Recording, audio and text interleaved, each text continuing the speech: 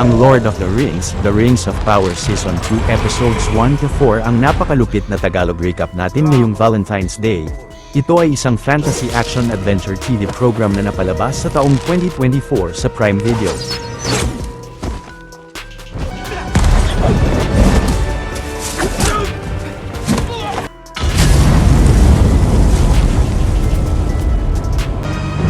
The Lord of the Rings.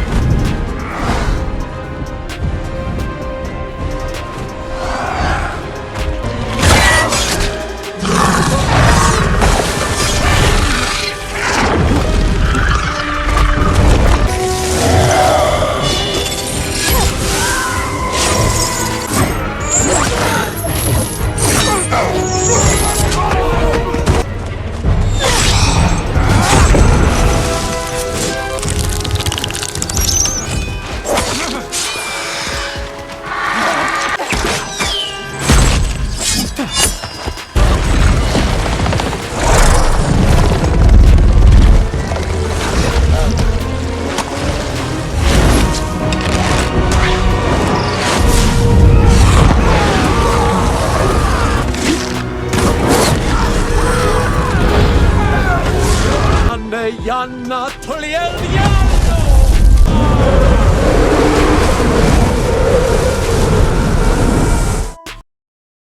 Ang layunin ng channel na ito ay upang mas maunawaan sa Tagalog at mas ma-enjoy ng marami ang mga paborito nilang pelikula at mga palabas sa maiksing oras lamang. Wala po kayong mahahanap ng mga full movie sa channel na ito dahil labag po ang mga ito sa patakaran ng YouTube nang walang hinahawakang copyright.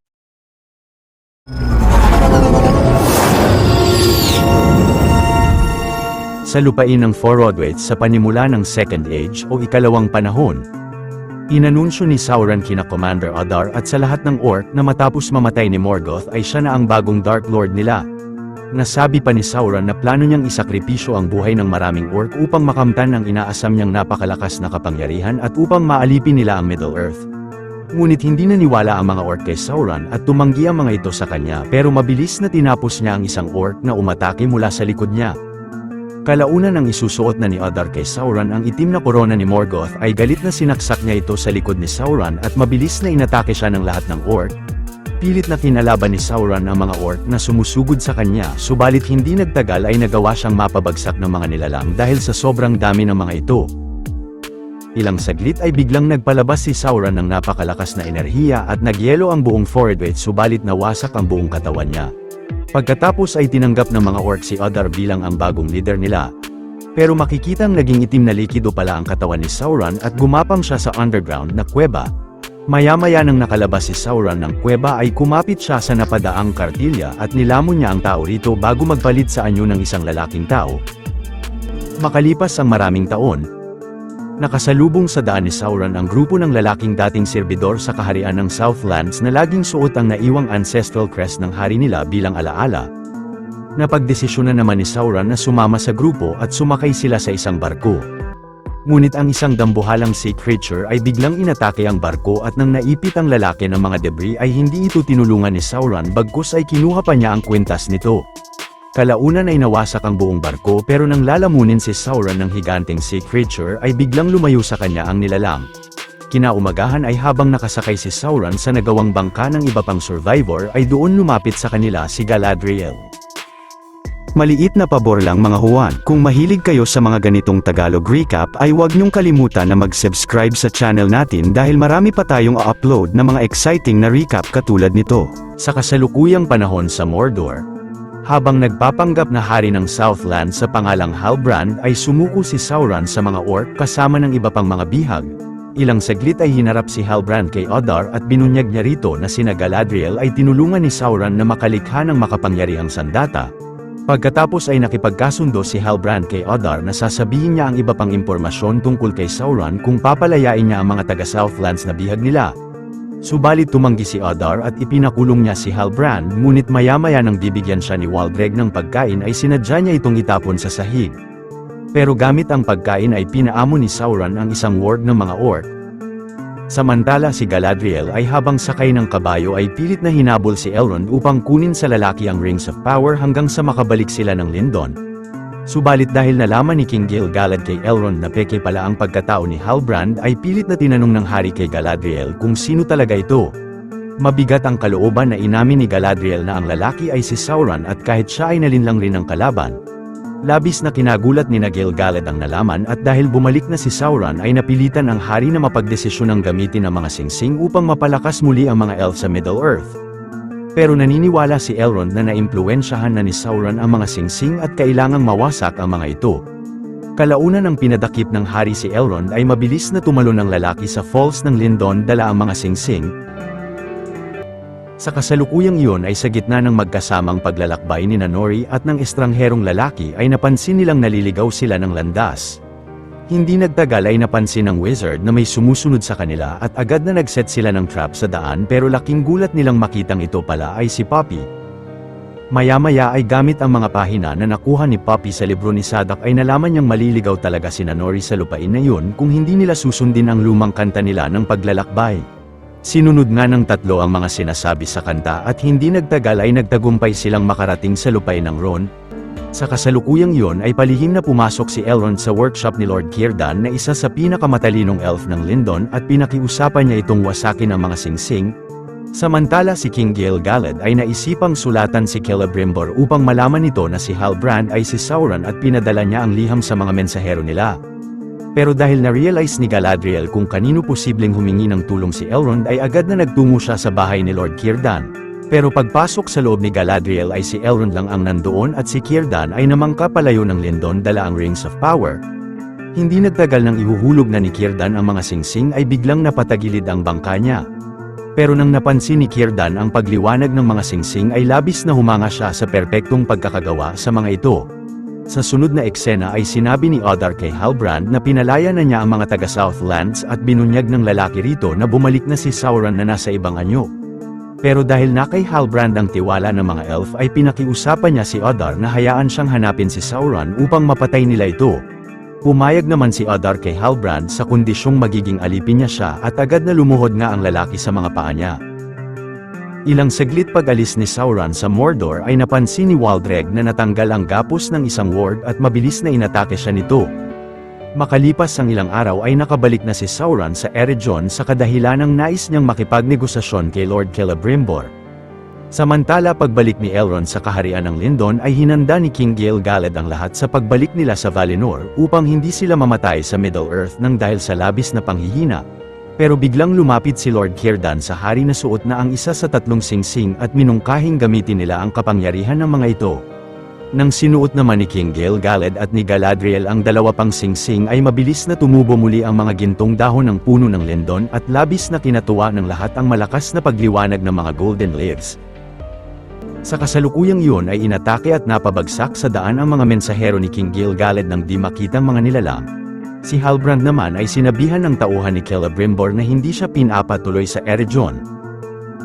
Sa sunod na eksena sa kaharian ng Khazad-dûm, biglang nawasak ang ilang infrastruktura ng Mount Doom na kinasarado ng mga daluyan ng sikat ng araw sa buong kaharian. Kalaunan pagharap ni Disa kay King Durin III ay nireport ng minerong si Narvi na dahil sa pagputok ng bulkan sa Southlands ay nagsimula na ring gumuho ang Mount Doom at naapektuhan pa ang mga tanim nila. Pagkatapos ay inis na nasabi ng hari kay Disa na sa kabila ng nangyari ay hindi pa rin siya makikipag-ayos kay Durin. Maya-maya pag-uwi ni Disa sa bahay nila ay nasabi sa kanya ni Durin na hindi rin siya lalapit sa ama upang makipag-ayos. Sapagkat nang dahil sa pagpapaalis ng hari kay Elrond ay hindi sila makakuha ng supply ng pagkain sa Lindon. Sa sunod na eksena ay sinabi ni Galadriel kay Gil-galad na dahil sa singsing ay nakita niya sa isang pangitain na binalita sa kanya ni Celebrimbor na bumalik si Sauron sa Eregion upang ipagpatuloy ang masamang plano nito.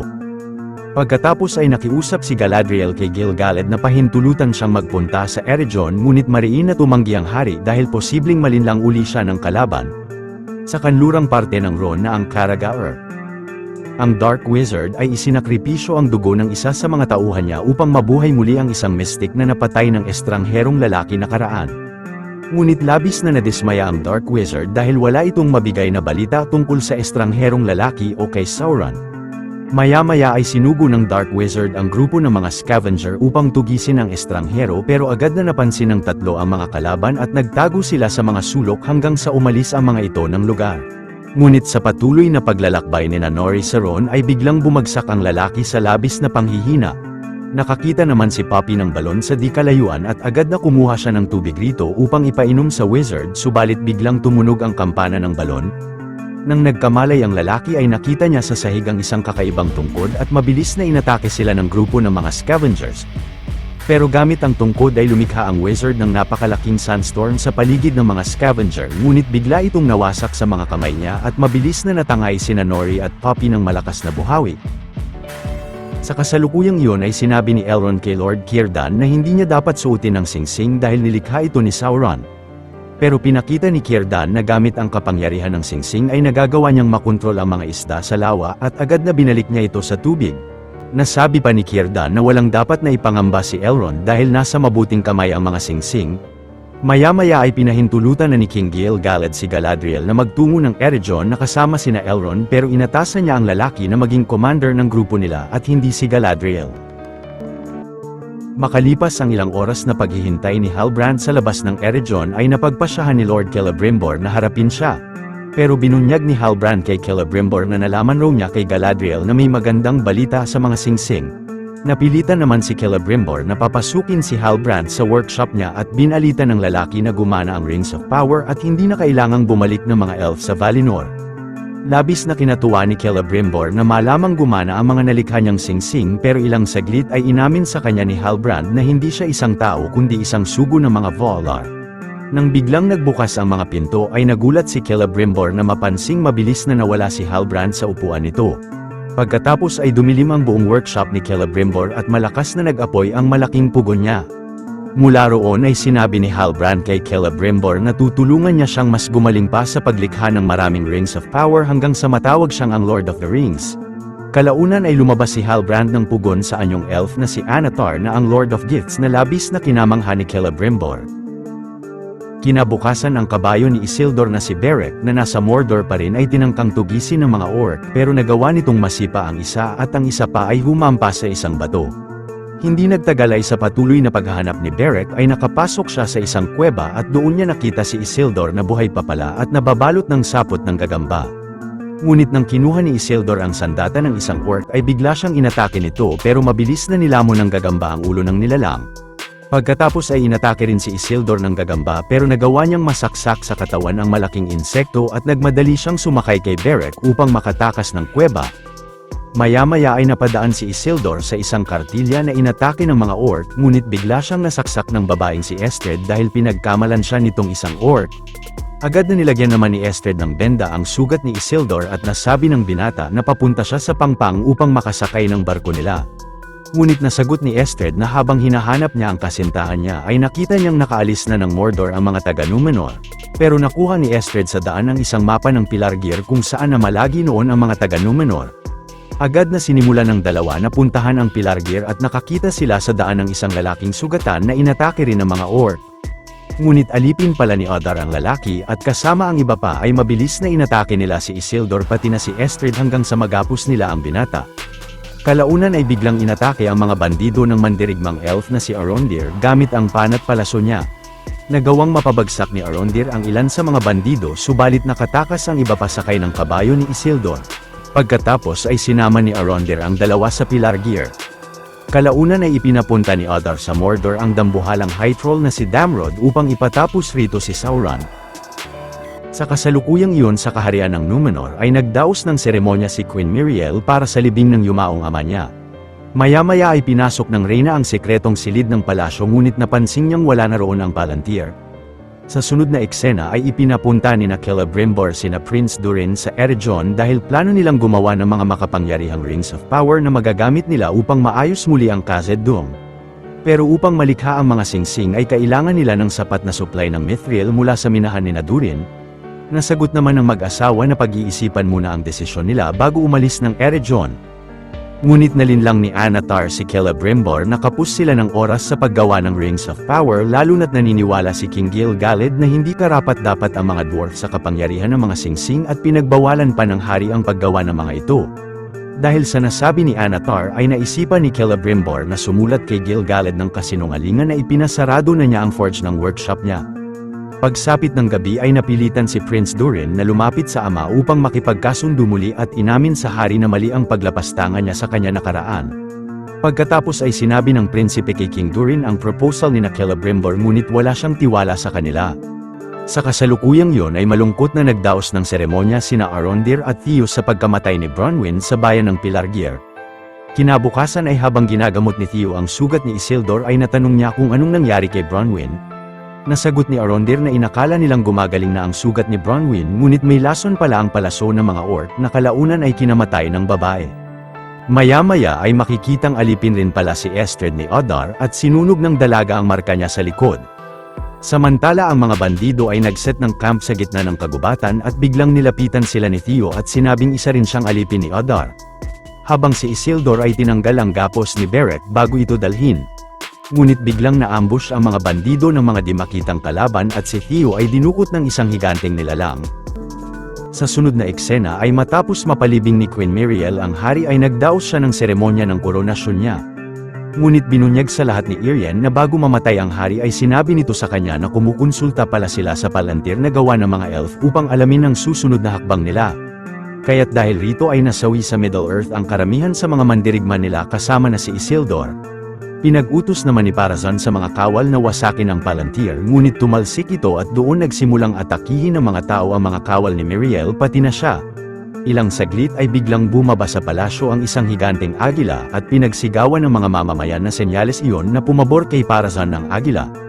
Sa kasalukuyang iyon ay nagbigay si King Durin ng Mithril kina Celebrimbor kahit patutol ang prinsipe at kasama si Anatar ay agad na sinimulan nila ang paggawa ng iba pang rings of power para sa mga dwarf at sa mga tao. Kinaumagahan ay napansin ni Elrond na nawasak ng matinding kidlat ang tulay papuntang Eregion. Gamit naman ng singsing ay nakita ni Galadriel sa isang pangitain na mapanganib para sa kanila kung dadaan sila sa direksyong patimog. Ngunit hindi naniwala si Elrond sa nakita ni Galadriel gamit ang singsing at pinag-utos niya sa grupo na sa timog sila dadaan. Samantala ang wizard ay hinanap sina Poppy at Nori at nang nagtanong siya sa magsasakang si Tom ay biglang tinangay ng hangin ang dala niyang pahina. Sumabit ang pahina sa sanga ng isang puno ngunit nang puputulin niya ito upang gawing tungkod ay bigla siyang nilamon ng puno at nilipad uli ang pahina. Agad na nilabas naman ni Tom ang wizard mula sa buhay na puno at pinatuloy siya sa bahay nito. Pero napansin ng estranghero na gumagamit si Tom ng iba't ibang uri ng mahika ng napakadali at nagtakang natanong niya kung sino siya. Nasagot ni Tom na isa siyang napakatandang nilalang na nabuhay bago pa ang lahat. Kalaunan ay nakita sa labas ng estranghero na hinahanap siya ng isang scavenger. Pinaliwanag naman ni Tom na pinadala yon ng Dark Wizard na ang tinuruan niya ng mahika noon ngunit ngayon ay plano nitong hindi lang maghari sa Rune kundi pati na sa ibang lugar. Pero binunyag ni Tom na ang kapalaran ng estranghero ay pigilan si Sauron at ang Dark Wizard na labis na kinagulat niya. Maya-maya ay nagising sina Poppy at Nori na nasa kabilang parte na ng Rune at nakaharap nila ang istor na si Nobody. Pagkatapos ay dinala ni Nobody ang dalawa sa village nila at hinarap sa leader nilang ang Dagon. Sa kasalukuyang iyon ay hinanap ni Isildur at nina Arondir si Theo sa kagubatan ngunit nakita ng elf na walang awang winasak ang katawan ng mga bandido. Maya-maya ay napunta sina Galadriel sa isang madilim na kagubatan at nakita nila roon ang mga patay na kabayo ng mga mensahero ni King Gil-galad. Pagkatapos ay mabilis na nahila ng Barrow Wight ang isang kasamahan nila papasok sa libingan nito at biglang napalibutan sila ng mas maraming Barrow Wights. Ngunit napansin ni Galadriel na kahit anong atake ang gawin nila ay walang talab ang mga sandata nila sa mga nilalang. Pero naisipan ni Elrond na gamitin ang espada ng mga Barrow Wights mula sa libingan dahil ito lang ang makakatapos sa lahat ng mga nilalang. Pero na-realize ni Galadriel na si Sauron ang gumising sa mga Barrow Wights para sa masamang plano nito. Sa sunod na eksena ay makikitang nakakulong na si Theo sa isang malaking puno kasama ang ilan sa mga bandido. Kalaunan pagbalik ni Arondir sa Pelargir ay napansin niya ang sugat ni Estred sa likod at nalaman niyang kasamahan pala ito ng mga bandido na kinagulat ni Isildur. Pagkatapos ay habang nakagapos ay sinama ni Arondir si Estred bilang gabay sa paghahanap nila sa mga bandido ngunit biglang nahulog si Isildur sa isang kumunoy. Nang tinulungan ni Arondir ang binata ay biglang may humila sa kanila mula sa ilalim. Gumamit naman si Estred ng sanga upang matulungan ang dalawa at mabilis na lumabas sa kumunoy ang isang malaking nilalang pero agad na winasak ni Arondir ang tiyan ng halimaw upang makalabas sila ni Isildur rito. Pagsapit ng gabi ay biglang inatake ang tatlo ng mga malalaking buhay na puno na ang mga Ents pero pinaliwanag ni Arondir na para sa mga orc ang mga dala nilang sandata at hindi sa kanila. Nalaman naman ni Arondir sa mga Ents na napadaan rin roon nakaraan ang isang hukbo ng mga orc na pumatay ng ilan sa mga Ents na labis na kinagalit nila. Pero ipinangako ni Arondir na ipaghihiganti niya ang mga Ents mula sa mga orcs at nilabas ng mga ito si Theo mula sa kulungan pati na ang kasintahan ni Estred ngunit tila na dismaya si Isildur sa nakita. Maya-maya ay nakita ni Galadriel sa di kalayuan ang malaking hukbo ng mga orc ni Adar na papuntang Eregion. Napagplanuhan naman ni Elrond na ibalita muna kay Gil-galad ang nakita nila ngunit mabilis na inatake sila ng mga orc at natamaan ng pana ang isa sa kanila. Pero gamit ang Ring of Power ay napagaling ni Galadriel ang sugat ng lalaki at binigay niya ang singsing kay Elrond. Pagkatapos ay habang naglalakbay sina Elrond pabalik ng Lindon ay matapang na kinalaban ni Galadriel ng mag-isa ang mga orc at magaling na napabagsak niya ang ilan sa mga nilalang. Subalit sa gitna ng pakikipaglaban ni Galadriel ay bigla siyang napabagsak ni Adar mula sa kabayo at ginawa nilang bihag ang babae. Dito na nagwawakas ang ating astig na palabas at nasa description ng video ang kasunod. Kung natuwa at nagustuhan nyo ang ating tinampok na pelikula ngayong araw ay maaari nyo rin panuorin ang iba pang mga Tagalog recaps natin sa main page ng ating channel, at syempre huwag nyong kalimutan na mag-like, subscribe at mag-hit ng notification bell dahil marami pa tayong tatampok na exciting na mga pelikula sa mga susunod na linggo. See you on the next one mga Juan.